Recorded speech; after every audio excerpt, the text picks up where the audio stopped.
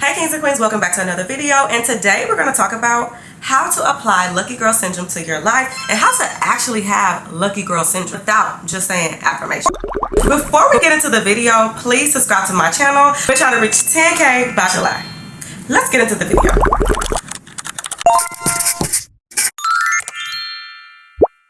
Most people think Lucky Girl Syndrome is just saying affirmations, pretending everything is perfect, and just waiting for your life to magically change. But actually, it's not about saying you're lucky, it's about changing your moves and your mindset. Lucky Girl Syndrome is when you expect things to work out for you, and then you start moving different and moving like things are working out for you, and this is what creates the outcomes that you're looking for. You stop hesitating, you stop thinking things aren't for you, you stop thinking what can go wrong and something might go wrong, and you start wanting to do more and try more things. You have to change how you think about things, especially things that you're not comfortable with yet. Some might think, oh, this thing, what if it doesn't happen for me? Or what if I'm not ready? What if it doesn't work? You need to change that thought and say, this might work. Let's go for it. When this works, I'll be able to do A, B, and C. I can't wait until this works. You see how it's a change in the way I think. If I'm already thinking it's not going to work out, then chances are they're not. But if I'm thinking it's going to work out and I'm putting in the work to make sure that it does work out, it's a higher chance that it does work out, y'all. A situation I can think of right now, there's been so many, but one time The Real came to my school, and it really didn't have nothing to do with me, but I was so into media, so I really wanted to be a news reporter. So this stuff was just like, this was just me. So I got up early for The Real to come virtually, and I was just so excited, y'all. It had nothing to do with me. And I just kept saying the whole day prior, I was like, I'm finna get on TV. And I remember my friends, they was asking me, oh, why, how? And I'm like, well, The Real coming. And they was like, oh, they picked you? I'm like, no, they didn't pick me. They said, well, how you gonna get on there? I said, I don't know, but I'm going to be on TV, y'all. I know it. I don't know. And I've been like that all my life. If I want something, I know I'm going to get it. It's not because I'm lucky or because I think I'm lucky. I just know everything's gonna work out for me because I want it. I wanted to be on TV, and I put in the work. I got up early. I went there. I seen the people setting up. I was like, hello, if you need anything, please let me know. They're like, okay. I'm asking questions. I'm like, who's speaking today? The lady's telling me we already got our speakers. I'm asking my professors, how do I get on here? They like, we already got it, baby. So I went up to the people and I asked, do y'all need anything? They're telling me the same thing. I said, well, if you do need anything, please let me know. And I introduced myself. And now the camera's rolling, and I was just gonna be backup. So now they have me in the backup with other students. So I'm just gonna be in the audience, basically. That's how they have me in the audience. And then I remember they said, oh, we need somebody else. And they said, you ready? I said, yeah. Mind you, I was very scared, y'all. I did not feel ready. I know I've been asking y'all, but y'all, this been maybe an hour prior. At least I would have had a little bit more time to prepare. But I was like, I'm ready. But I wasn't. But if I would have told them in my mind, nah, I don't think I'm ready, I would have missed the opportunity to do exactly what I wanted to do and do exactly what I said I was going to do. So I said, I'm ready. I had, less than 5 minutes to figure out what I'm going to say, because all they asked was, because it was a Mother's Day special, and they asked like, who's the most influential woman in your life? And so I spoke about my mom, and I just wanted to make sure I sounded crisp, I sounded right on TV, and so that was a long time ago, but that is a situation where I definitely manifested that. I just kept saying, I'm gonna be on TV, and then I was on TV. So try that method out. Believe it. Even when people question you, just say, I just know it's gonna happen. How? Because I want it. And I'm gonna get up and I'm gonna go and get it.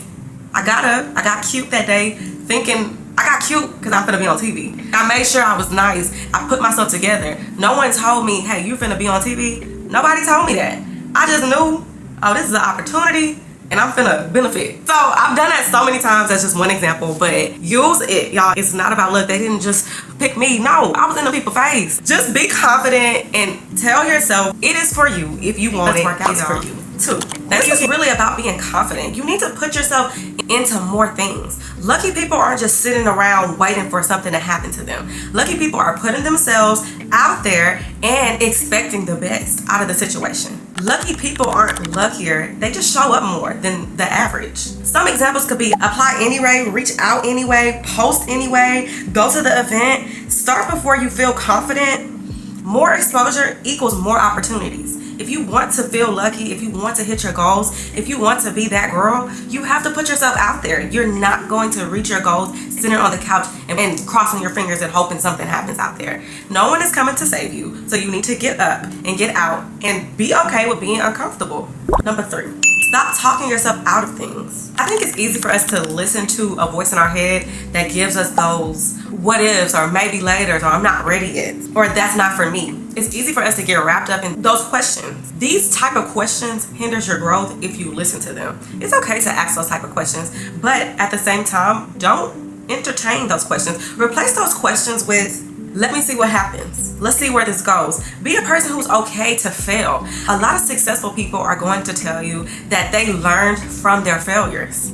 People learn from their failures. So why would we be so afraid to fail? This is one of the best ways you can grow and you can learn from your mistakes so that you won't do them again. So it is not horrible to think about failures, but it is bad to not even try just because of the fear of failing. You shouldn't have a fear of failing. You should know that this is going to work out for you. Even if it doesn't work out for you at this moment, you'll take that failure, make it into a lesson because you learned a lesson from that failure, and you're going to keep going, and the next time you are going to achieve your goal. Initially you said, see where this goes. I know everything's going to work out for me. Being positive, it is going to work out, because even if you fail, you learn from that failure, and now you keep going, and the next time you do win, and it does work out for you. So you were right in the beginning. Timing is not yours. Timing is about God's plan anyway. It's God's timing. So whenever a blessing enters your life, it was because it was the right time for you.